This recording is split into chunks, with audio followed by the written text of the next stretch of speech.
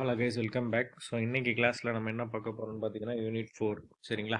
Unit 4 watershed development and மேனேஜ்மெண்ட்டில் land capability classification பார்க்க போகிறோம். சரிங்களா? ஸோ இந்த டாபிக் மோஸ்ட் இம்பார்ட்டன்ட் டாபிக். எக்ஸாம்ஸில் அடிக்கடி கேட்கக்கூடிய கொஷின்ஸ் இந்த யூனிட்ல இருந்து இந்த ஏரியாவில் வரும். சரிங்களா? ஸோ கொஞ்சம் கேர்ஃபுல்லாக பாருங்கள், ஈஸியாக தான் இருக்கும். ஸோ பார்க்கலாம். So land use capability classification. Lands வந்து எத்தனை வகையாக கிளாஸிஃபை பண்ணலான்னு பார்த்தீங்கன்னா groups, classes, so sub classes, units அப்படிங்கிற பிரிச்சுருவோம். சரிங்களா? ஸோ யூனிட்ஸ் பிரிக்கல, ஃபஸ்ட்டு குரூப்ஸை பிரிக்கிறோம். ஸோ லேண்ட் கேப்பபிலிட்டி குரூப்ஸ், ஒன்று ஏரபிள், இன்னொன்று நான் ஏரபிள். சரிங்களா? ஏரபிள் லேண்ட் வந்து எதுக்கு சூட்டபுளாக இருக்குன்னு பார்த்தீங்கன்னா கல்டிவேஷன் பர்பஸ்க்கு we can use the arable land. இதோட கிளாஸஸ் வந்து பார்த்தீங்கன்னா 4 கிளாஸஸ் இருக்குது. Class 1 to 4 we can use for cultivation. சரிங்களா? அடுத்து கம்மிங் டு நான் ஏரபிளை பொறுத்த வரைக்கும் இது வந்து கல்டிவேஷனுக்கு சூட்டபுளாக இருக்காது. It is not suitable for cultivation. இது எதுக்காக இருக்குன்னு பார்த்தீங்கன்னா plantation crops, horticulture crops, forestry and grass லேண்ட்ஸுக்கு we can use non arable lands. இதோட கிளாஸஸ் வந்து பார்த்தீங்கன்னா கிளாஸ் 5லேருந்து கிளாஸ் 8 வரைக்கும் இருக்கும். சரிங்களா? ஸோ இதுதான் லேண்ட் யூஸ் கேப்பபிலிட்டி கிளாஸிஃபிகேஷனில். ஃபஸ்ட்டு கிளாஸஸை ஒவ்வொரு வகையாக பிரிச்சிடலாம். கிளாஸ் 1 to 4 பார்த்தோம். கிளாஸ் 1 பாருங்கள். ஸோ இதோட ஸ்லோப் பார்த்தீங்கன்னா 0 to 1% ஸ்லோப். இது வந்து என்ன கலர் டினோட் பண்ணுதுன்னு பார்த்தீங்கன்னா green colour. It denotes the green colour. சரிங்களா?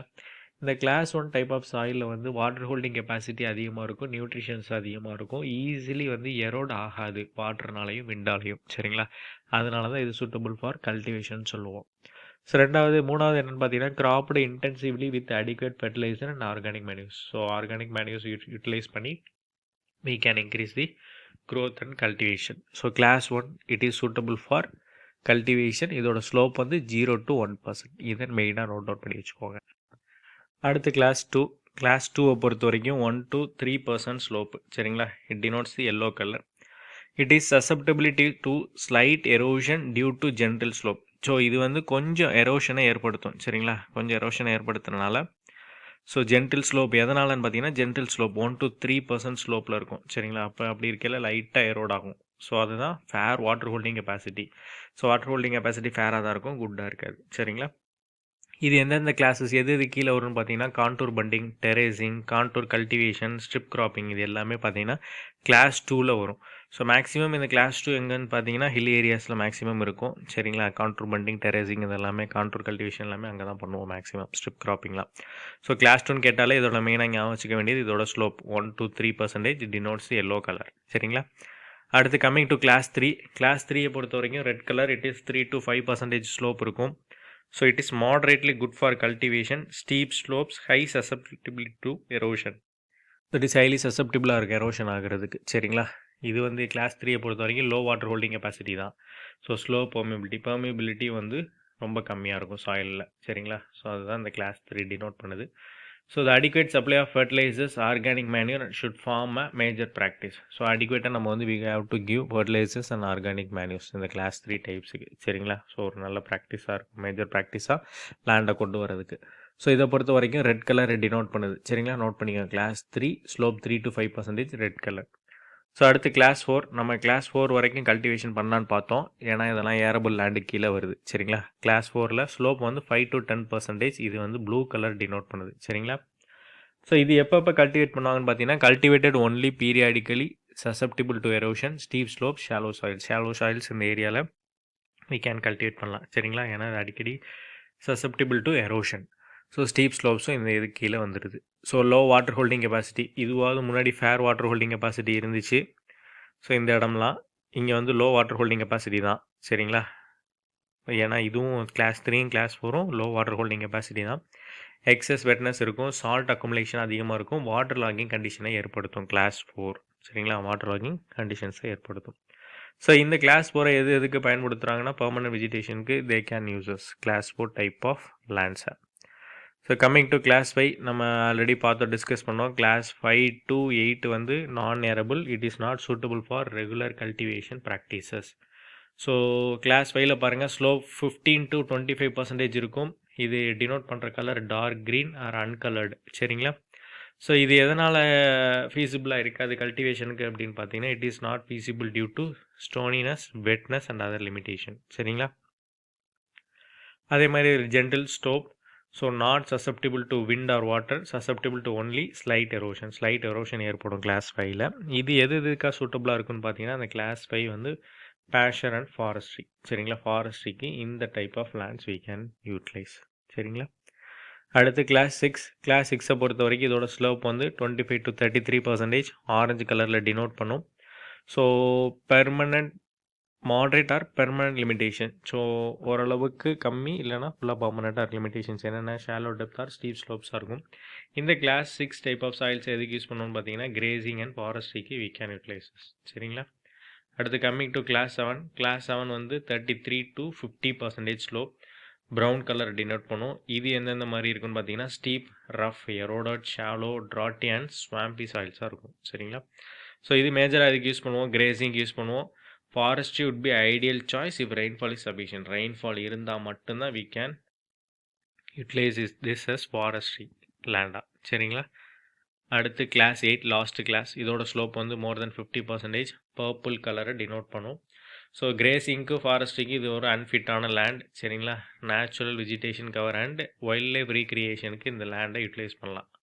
சரிங்களா. Marshes, deserts, deep gullies, high mountain and stony barren areas are comes under the class 8. So நம்ம கிளாஸ் 1 to கிளாஸ் 8ஓட ஸ்லோப்ஸ் பார்த்துட்டோம், என்னென்ன பர்பஸ் கண்டி யூஸ் ஆகுது அப்படிங்கிறதையும் க்ளீனாக டினோட் பண்ணிட்டோம். ஸோ அடுத்து land capability sub classes. First groups, அப்புறம் கிளாஸஸ், அப்புறம் சப் கிளாஸஸ். இதை தான் பார்க்க போகிறோம். சரிங்களா. Third one. ஸோ சப் கிளாஸஸை பொறுத்த வரைக்கும் என்ன சொல்கிறாங்க அப்படின்னு பார்த்தீங்கன்னா class 2, 3, 4 are for agriculture uses divided into sub classes. So நம்ம மேலே பார்த்தது தான் 2, 3, 4 இதெல்லாம் கல்டிவபிள், ஏரபிள் லேண்ட்ஸ், கல்டிவேஷன் பர்பஸ்க்கு யூஸ் பண்ணுவோம். இதை வந்து சப் கிளாஸாக டிவைட் பண்ணுறாங்க E, W, S and C. சரிங்களா. So susceptibility to erosion are past occurrence you can denote as E. சரிங்களா. எரோஷன் இருக்குல்ல, E. ஸோ அடுத்து root zone limitation, roots, stones, low moisture holding capacity, wetness, low ஃபெர்டிலிட்டியை we can denote as S. சரிங்களா. அடுத்து wetness, high water table and poor drainage. வெட்னஸை we can denote as W. சரிங்களா. Erosion, wetness, அப்புறம் வந்து low moisture content, stones, EWS பார்த்துடும். Then coming to C denotes the climatic conditions such as temperature, lack of moisture and high winds. அதை Cயில் denote பண்ணுவோம். சரிங்களா. So land unit capability sub கிளாஸஸ்லாம் இதுதான் EWSC. ஈஸியாக ஞாபகம் வச்சுக்கிங்க. அடுத்து land capability units. So land which is suited for essentially same kind of management, same kind of conservation treatment called land capability unit. சரிங்களா. லேண்ட் கேப்பபிலிட்டி யூனிட் என்னன்னு கேட்பாங்க. So same kind of management, same kind of soil conservation treatment எடுத்தோம்னா அது வந்து land capability யூனிட்னு சொல்லுவோம். சரிங்களா.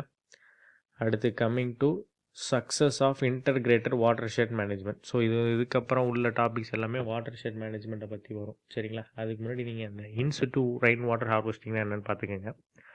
So இந்த இன்சிட்டு ரெயின் வாட்டர் ஹார்வெஸ்டிங் அப்படின்னு பார்த்தீங்கன்னா it is also called as profile water conservation சொல்லுவோம். சரிங்களா.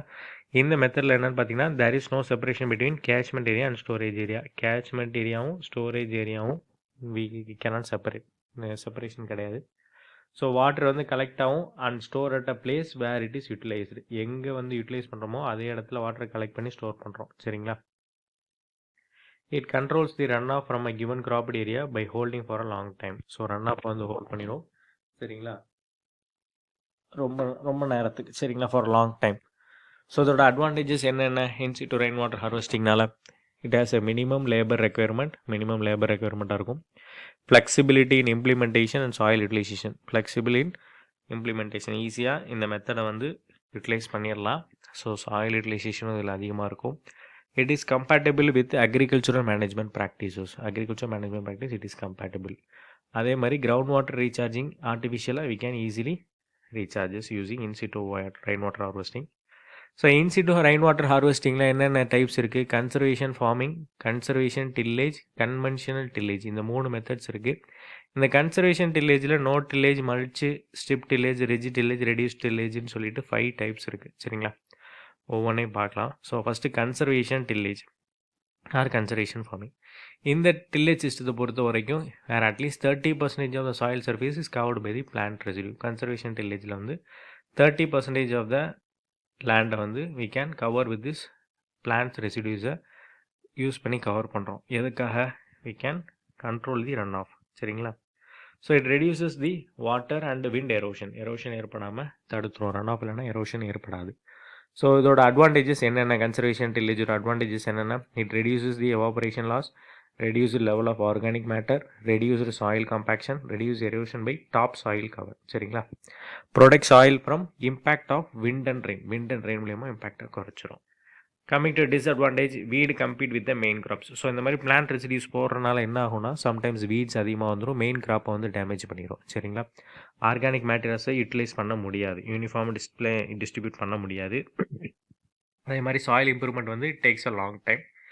High tendency of attack of pest insects diseases from crop residues use பண்ணுறதுனால அந்த பழைய பிளான்ட்ஸில் உள்ள பெஸ்ட் அட்டாக்கு, இன்செக்ட்ஸு, டிசீசஸ் வந்து மெயின் கிராப்புக்கு வந்து வர்றதுக்கான சான்சஸ் அதிகமாக இருக்கும். சரிங்களா? ஸோ இதெல்லாம் தான் டிஸ்அட்வான்டேஜஸ். ஸோ அடுத்து no tillage system. So no tillage system பொறுத்த வரைக்கும் crop planting and application of fertiliser is carried out by one pass tillage operation. இதுதான். ஸோ ஒரே பாஸில் பிளான்டிங் பண்ணிடும், ஃபர்டிலைசர் அப்ளிகேஷனும் கொடுத்துறோம். சரிங்களா? ஸோ அதுதான் நோ டில்லேஜ்னு சொல்கிறோம்.